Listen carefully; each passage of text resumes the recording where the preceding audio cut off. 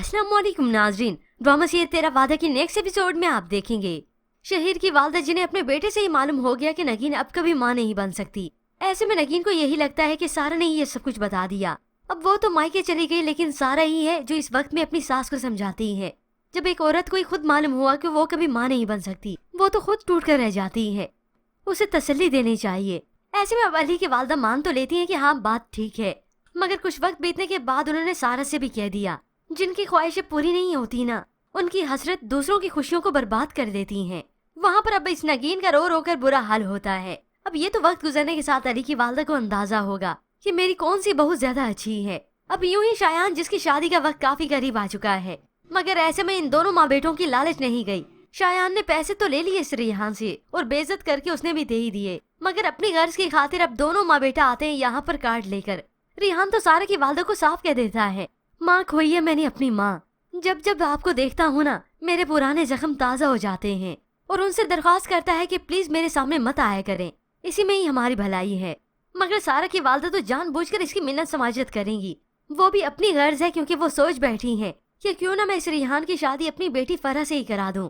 इसीलिए मासूम और बेचारी बनकर कहती हैं, तुम इन बातों को भूल नहीं सकते। बुला तो वो शायद तब देता जब वो जान जाता कि जिन्होंने मेरे साथ गलत किया उन्हें अपनी गलती का एहसास हो चुका है।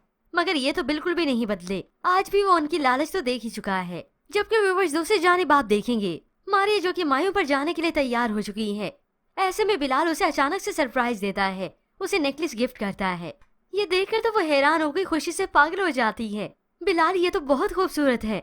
ये तो खूबसूरत मारिया को लगेगा ही, क्योंकि रिश्वत के पैसों से जो आया है, और यही बिलाल बहुत जल्द फंसेगा। अब खैर बिलाल खुद उसे ये सेट पहनाता है।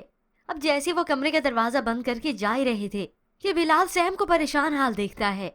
उसके पास जाकर पूछता है, सैम आपकी तबीयत ठीक तो है? क्या हुआ है आपको? तो वो बताती है कि उसे चक्कर है, ठीक नहीं है उसकी तबीयत। सैम काफी निढाल महसूस करती है। तो आज बिलाल कुछ एहसास करने लगा, मैं आपको डॉक्टर के पास ले जाता हूँ। तो फट से मारे बोल उठती है, अरे बिलाल हमें मायों में जाना है, सब इंतजार कर रहे हैं हमारा।